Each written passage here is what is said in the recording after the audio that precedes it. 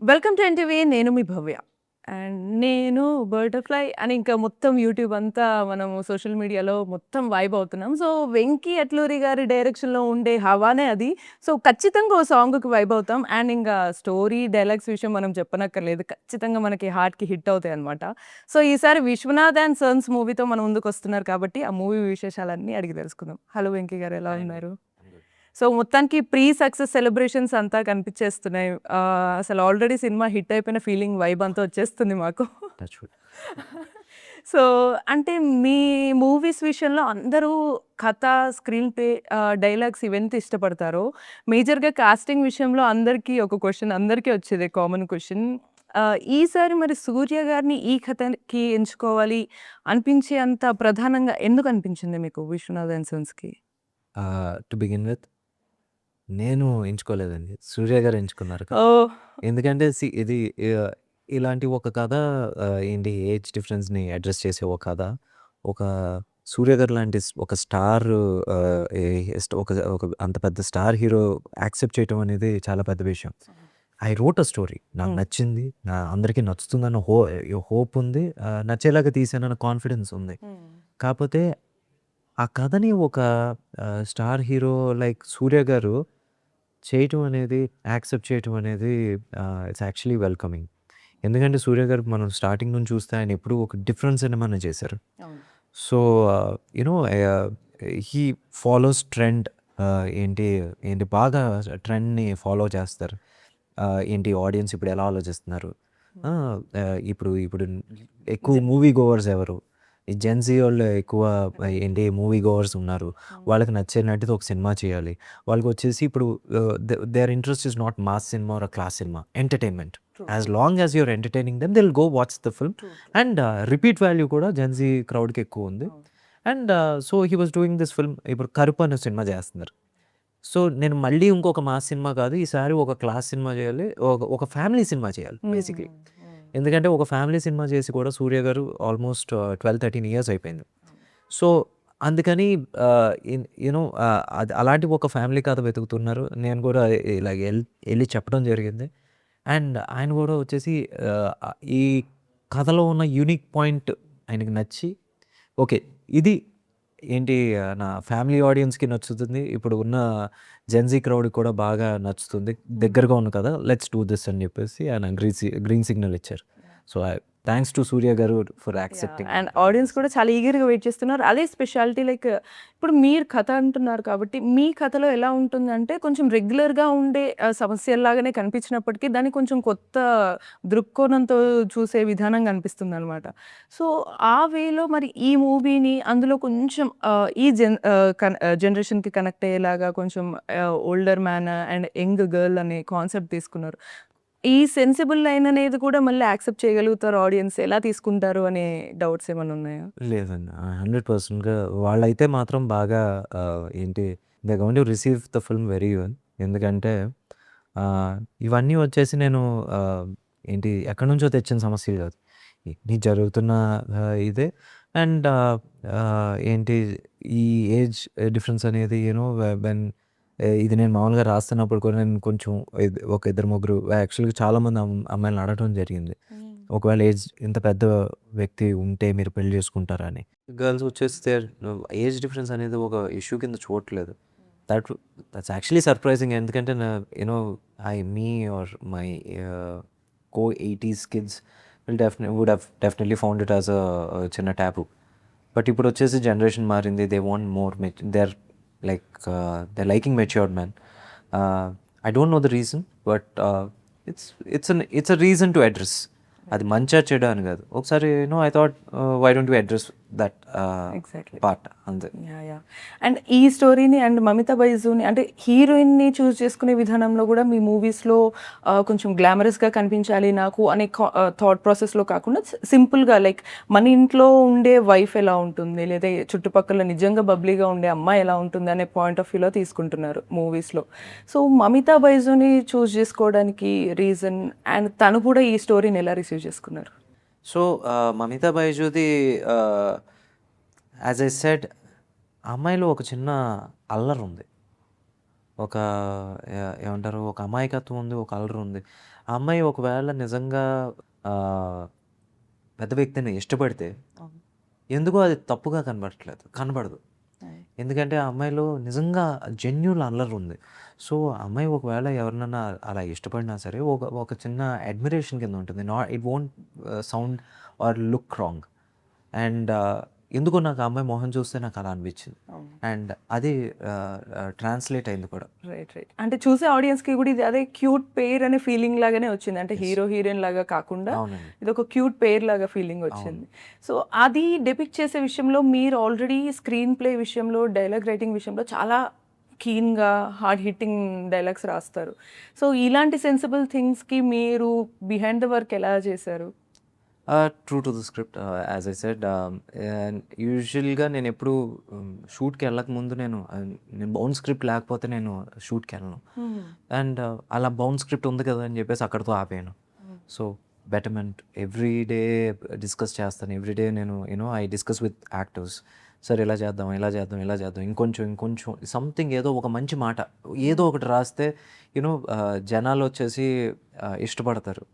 ఎందుకంటే ఈరోజు జనాలు సినిమా చూసి వెనక్కి ఇంటికి వెళ్ళినప్పుడు వాళ్ళకి గుర్తుండిపోయేవి జస్ట్ కాన్వర్సేషన్, ఆ సంభాషణలే, దాంట్లో డైలాగ్స్.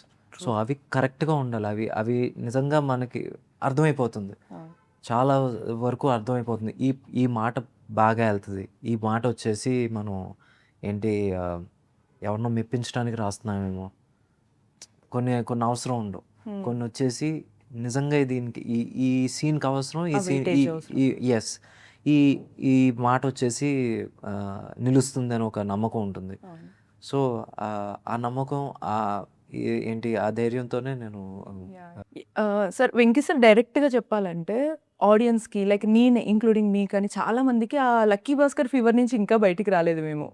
అందులో ఉన్న డైలాగ్స్‌కున్న వెయిటేజ్ అంత స్ట్రాంగ్‌గా ఉంది. టు బీ ఫ్రాంక్ అందులో ఎండింగ్‌లో అసలు ఒక కామన్ మ్యాన్ గురించి తను కామన్ మ్యాన్ బయటపడడు అనే పాయింట్ ఆఫ్ వ్యూలో మీరు ఒక డైలాగ్ ఇచ్చారు. సో, అంత వెయిటేజ్ ఇచ్చిన మూవీ నుంచి ఇప్పుడు ఒక 'విశ్వనాథ్ అండ్ సన్స్' మూవీకి వచ్చి కొంచెం ప్లెజెంట్‌గా ఫ్యామిలీ ఆడియన్స్ ఎలా రిసీవ్ చేసుకుంటారు? ఇందులో అంత వెయిటేజ్ ఇచ్చే సీన్స్ ఎలా ఉండొచ్చు? ఆ, అలాంటి సీన్స్ ఉంటాయండి. కాకపోతే ఏంటంటే you can't compare with 'Lucky Bhaskar'. 'Lucky Bhaskar' is more of life lessons. The 'Vishwanath and Sons' is more of human emotions. So ఏంటి మనకి మన రోజు మనం మనుషులతో మాట్లాడే పద్ధతి కావచ్చు, మనం how we treat human emotions, human relations. ఒక అమ్మ ఏంటి ఒక అమ్మ కొడుకు కావచ్చు, లేకపోతే ఏమంటారు చుట్టాలు కావచ్చు, మనం ఎలాగా యూజువలీ మనం డీల్ చేస్తాం and how we have to deal with. So usually మీరు టేక్ బ్యాక్ డైలాగ్స్ వచ్చేసి will be more of human emotions and that relations మీద బేస్ అయ్యి ఎక్కువ సంభాషణలు ఉంటాయి.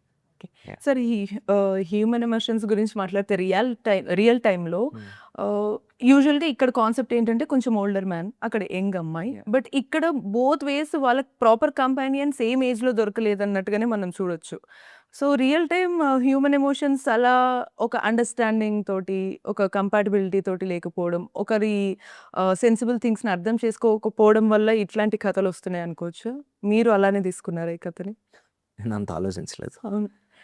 మామూలుగా ఒక మంచి కథ ఏదో ఐడియా తట్టింది, నేను అది ఆచరణలో పెట్టాను అంతే.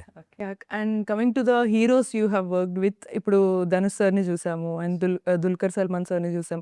అంటే దుల్కర్ సల్మాన్ సార్‌ది ఇంకొక డిఫరెంట్ స్టోరీ మీరు ఆల్రెడీ చెప్పారు. లైక్ ఇంతకు ముందే మీరు 2013 ఆ టైంలో కూడా అప్రోచ్ అయ్యారని చెప్పేసి. బట్ ఇన్ ఏ డికేడ్‌లో అంటే ఆయన చేసే మూవీ స్టోరీస్ వల్ల ఒక ఇంపాక్ట్ ఆల్రెడీ ఒక స్టార్ ఇమేజ్ లాగా క్రియేట్ అయ్యింది. So, the way he is making the films and Surya sir his legacy we know that. సో, వీళ్ళందరితో వర్క్ చేస్తున్నప్పుడు ఇంత డిఫరెంట్ లాంగ్వేజెస్ కానీ, ఆడియన్స్‌కి ఇంత ప్రేమ గాని, ఇష్టం గాని వచ్చిందనేది ఏ పరంగా వచ్చిందని మీకు అనిపించింది యాస్ ఎ డైరెక్టర్‌గా మీరు చూసినప్పుడు? ఐ డోంట్ నో, అంత నేను అంటే ఆలోచించలేదు. లైక్ వాళ్ళని చూసినప్పుడు అరే! వీళ్ళెందుకు స్టార్ హీరోస్ అయ్యారు అనే ఫీలింగ్ ఒకటొస్తుంది గదా! ద డిసిప్లిన్, వాళ్ళ డిసిప్లిన్, దే హోమ్ వర్క్. ఎందుకంటే సర్చ్ చేసేటప్పుడు వచ్చేసి నేను ధనుష్ గారిని చూసేవాడిని. So he is a multi talented person. He knows, he writes lyrics, he composes music, he writes dialogues, he directs. ఇయన్నీ నేను చూసాను. ఎందుకంటే ఆ టైంలో వచ్చేసి హీ నే నా సినిమా ఇంకా స్టార్ట్ అవ్వలేదు. But he was co writing or it was his script. 'తిరుచిత్రంలో' అని చెప్పేసి ఒక స్క్రిప్ట్. అది ఆయన 42 రోజులు, 45 రోజుల్లో ఫినిష్ చేశాడు shoot. So, less than 50. That really amazed me. నా వల్ల కాదు. So, at the same time మళ్ళీ ఆయన వేరే వాళ్ళ సెట్ మీదకొస్తే మాత్రం is strictly an actor. Lyrics ఏమన్నా ఆయన దగ్గరికి హెల్ప్ అడిగితే ఏంటి 'మాస్టారు మాస్టారు' సాంగ్ వచ్చేసి తమిళ్ ఆయనే రాశారు. Okay. Yeah!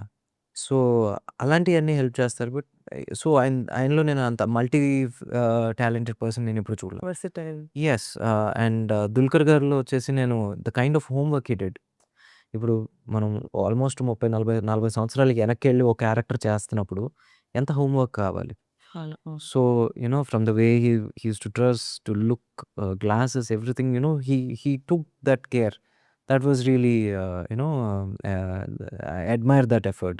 And again, Surya గారితో వచ్చినప్పుడు ఆయన true to the subject and kind of discipline. You can't match his discipline and, work ethic.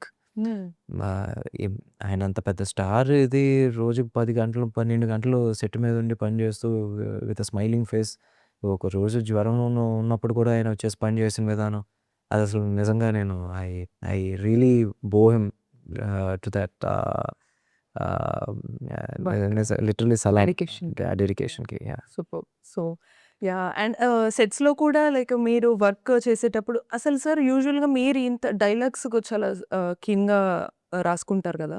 So ఎంత టైం పెడతారు మీరు యూజువల్‌గా ఒక స్టోరీ అనుకున్న తర్వాత? అండ్ దీనికి ఎంత టైం తీసుకున్నారు రాయడానికి? 3-4 months. ఓకే. 3, 4 మంత్స్. సో అంటే ఒక్కోసారి ఒక్కో మూమెంట్‌లో వెళ్ళినప్పుడు ఏదైనా హిట్ అయితే డైలాగ్స్ మార్చడం, లేతే సెట్స్‌లో మార్చడం అలా ఏమన్నా చేస్తుంటారా? జరుగుతుంది. Yeah! Yes.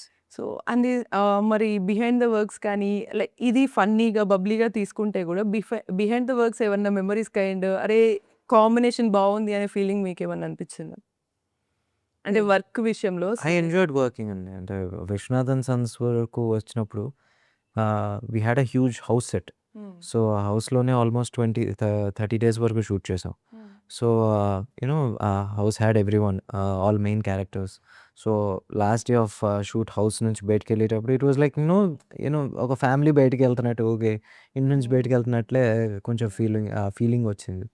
So, you know when when you have limited characters and more number of days, ఎలా ఉంటదంటే ఫ్యామిలీ లాగానే అయిపోతాం. ఆఫ్టర్ 2 రోజుల తర్వాత ఒక ఫ్యామిలీ కింద అయిపోద్ది. రోజు పొద్దున్న 8 గంటల నుంచి సాయంత్రం 6 గంటల, 7 గంటల వరకు కలిసి ఉంటాం.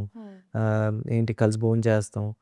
కలిసి జోకులేసుకుంటాం. సడెన్‌గా వచ్చేసి ఆ 30, 40 రోజులు అయిపోద్ది. అయిపోయిన తర్వాత కొంచెం అరే! అప్పుడే అయిపోయిందా అన్న టైప్‌లో ఉంటుంది. We had that feeling. Right. And 'Mamitha Baiju' already కొంచెం బబ్లీగా మీరంటున్నారు. సో, ఆఫ్ స్క్రీన్ సెట్స్‌లో ఎనీ ఫన్ మూమెంట్స్ కానీ సూర్య సార్ కూడా అలా ఏమన్నా fun moments? She is a very obedient kid. Kid అని ఎందుకన్నానంటే she is the youngest on this thing. And she used to be like that. Radhika గారు ఏమంటారు, అమ్మకుచ్చి టైప్‌లో ఉండేది ఆ అమ్మాయి. ఓకే. సో, ఏంటి అందరూ అలాగే ట్రీట్ చేసేవాళ్ళం ఆ అమ్మాయిని కూడా. ఒక చిన్న చెల్లిలాగా అలాగే ఉండేది. ఓకే. అంటే క్యూట్ పాపని ఇంట్లో అయ్యో! పాపొచ్చి వర్క్ చేస్తుంది అన్నట్టు ట్రీట్ చేస్తారు. పాపొచ్చి వర్క్ చేస్తుందంట కాదు.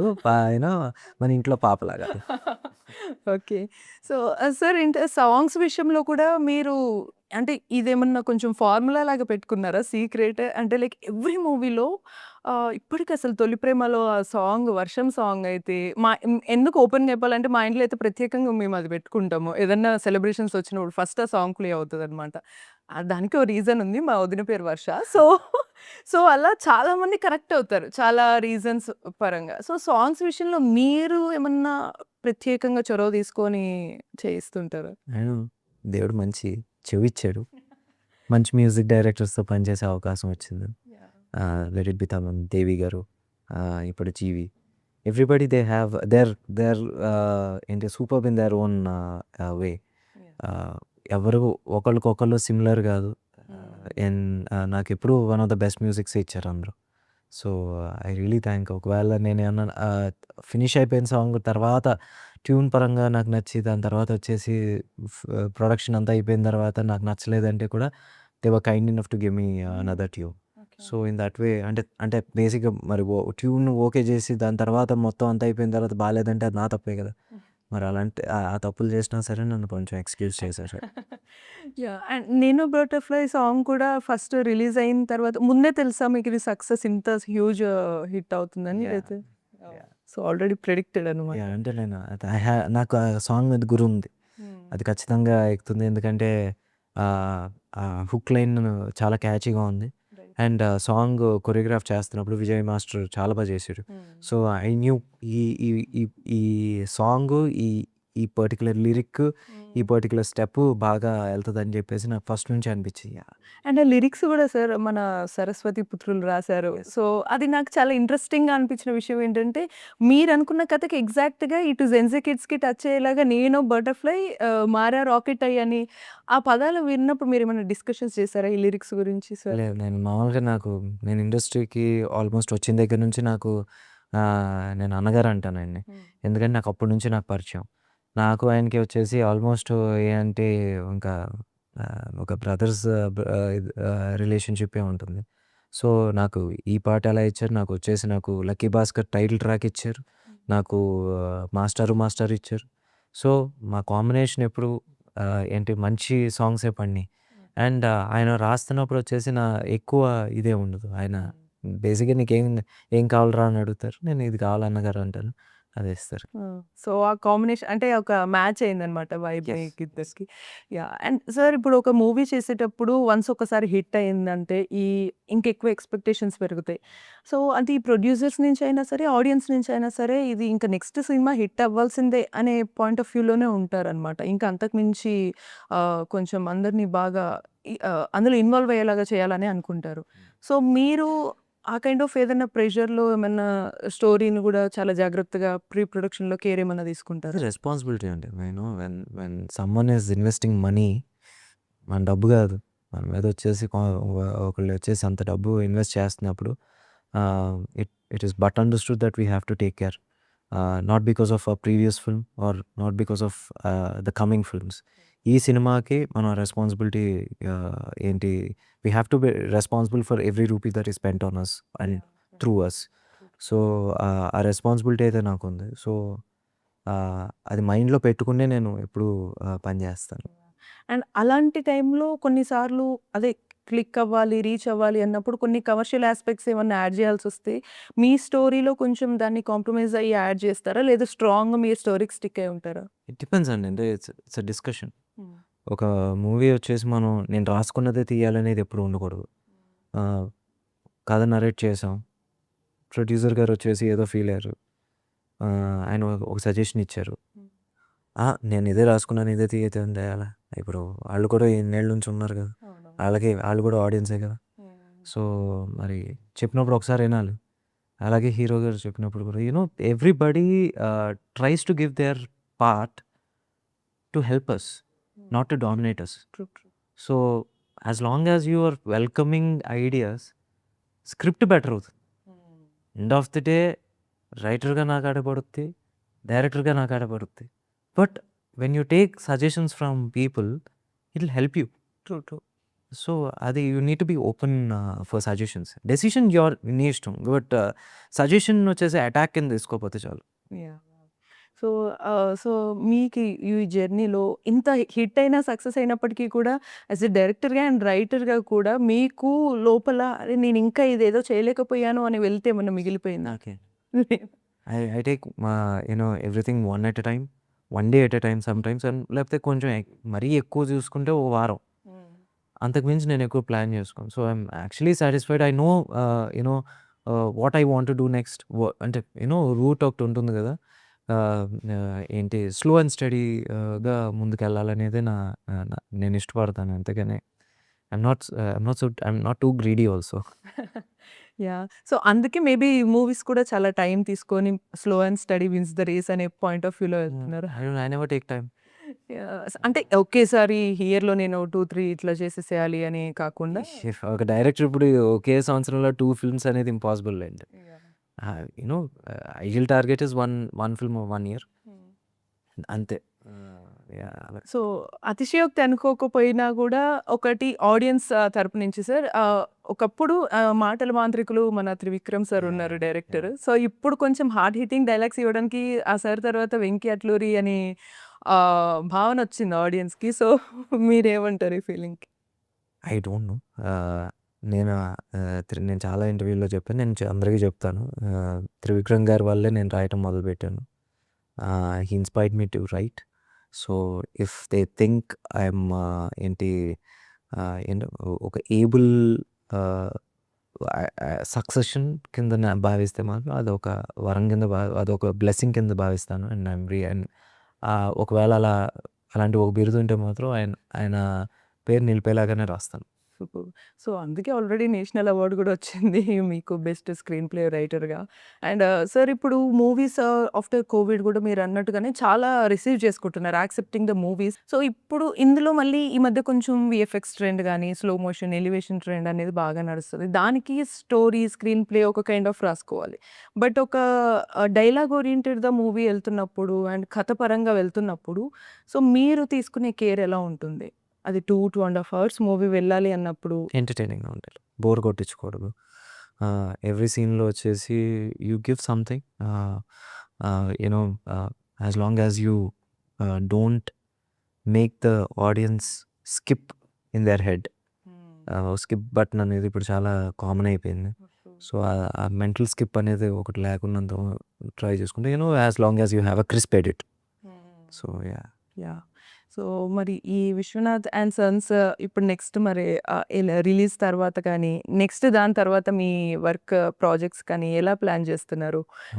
One film at a time. August 14 వరకు నా ఫోకస్ ఫోకస్ మొత్తం 'విశ్వనాథ్ అండ్ సన్స్' మీదే ఉంటుంది. How to take it to audience, how to promote it. ముందు ఇప్పుడు రేపటి నుంచి వచ్చేసి ఇంకా బిజీ అయిపోతాం. ఎందుకంటే we have to give final outs to theatres. So, and మరి ఓవర్‌సీస్‌లో కూడా ఎలా వర్క్ అవుతుంది సార్ మూవీ? 100% బాగుంటుందండి. అంటే దిస్ ఈస్ కాన్ఫిడెంట్‌గానే ఉన్నాను. అండ్ ఐ హోప్ ఏంటి it connects with everybody. So, yeah! Gen Z పీపుల్‌కి బాగా కనెక్ట్ అవుతుందని నా నమ్మకం. యాహ్! చూద్దాం. సూపర్. సో, మీ నుంచి ఇలానే కొత్త కొత్త మూవీస్ రావాలి, కొత్తదనం ఇవ్వాలి అని గూడా మేము విష్ చేస్తున్నాం. అండ్ ఆల్సో ముందే కంగ్రాచ్యులేషన్స్ ఆల్రెడీ చెప్పేసాను. Thank you so much.